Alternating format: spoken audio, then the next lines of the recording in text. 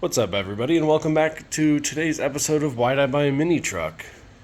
Yesterday, I was working through some of the wiring here, making sure that we have continuity to all of the connectors down here where the ECU is, all the way through the whole harness. I did, however, come across a small portion of wiring that was kind of melty, similar to the pink wires in the last one of those last videos. And it's not frayed and it's not exposed or anything, but the sheathing is compromised, so I'm going to go ahead and just replace that portion as well. Depending on where the wire leads, if it's already one that we've run, I might just run an entire new wire from point A to point B. We'll just depin it, repin a new one, put it in. I am, however, considering junking the fuse panel that I currently have in the truck, because there are some spots that look like they got real hot. And if you have guessed it, it's where the pink wire leads for the signals and the lights. And on the opposite side of that is a red and a green wire that I am tracking down. Anyhow, they share a common power.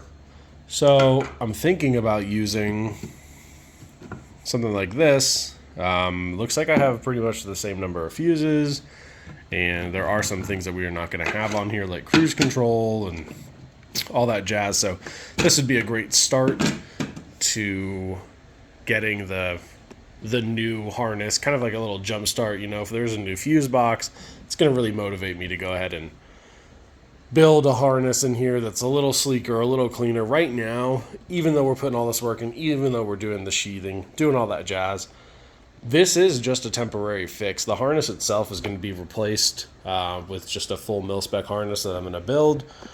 I just need to make sure that everything is hooked up appropriately. I need to make sure that everything works in the configuration it's in, and then as I remove things, I will double check and triple check to make sure that the stuff I want is still working. Basic things: headlights, turn signals, brake lights, running lights, the engine to work. Now, there is a real possibility that this Z24 might be coming out. Now, it's probably not going to be coming out in the next month or so, but if I can land myself a little bit of free time,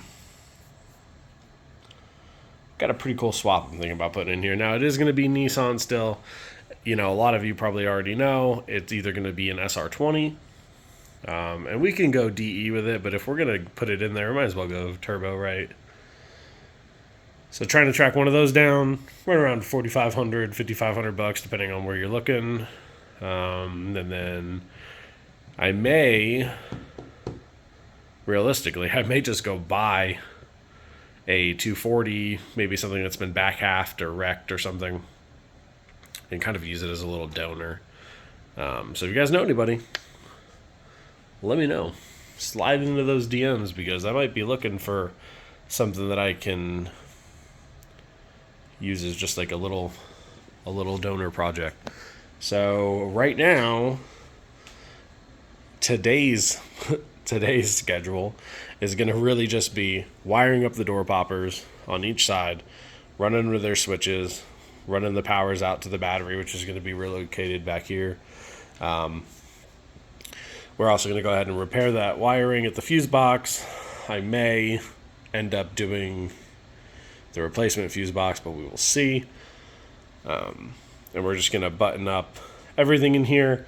Hopefully this evening, I will be running all the wiring out into the engine bay, getting everything hooked back up, getting it ready to hook the battery up. Now, we are going to leave the loom exposed here, just in case, you know, we have anything that decides to get a little spicy. And I'm going to go ahead and just check everything, make sure it all works, and I'm going to fire it up. So today, a lot of progress getting made.